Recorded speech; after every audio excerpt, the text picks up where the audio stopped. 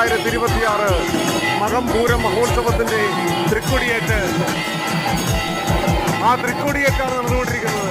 അമ്മേ നാരായണ, ദേവി നാരായണ, എല്ലാ ഭക്തജനങ്ങൾക്കും ശക്തി സ്വരൂപിണിയായിരിക്കുന്ന ആദിപരാശക്തിയായിരിക്കുന്ന ശൊട്ടാനിഗ്രഹമ്മയുടെ അനുഗ്രഹം ഉണ്ടാവട്ടെ. അമ്മേ നാരായണ. മാർച്ച് 2-നാണ് മകൻതൊഴൽ. ഉച്ചയ്ക്ക് 2 മുതൽ രാത്രി 9:30 വരെയാണ് മകൻതൊഴൽ. എല്ലാ ഭക്തർക്കും അമ്മയുടെ അനുഗ്രഹം ഉണ്ടാകട്ടെ. അമ്മേ നാരായണ.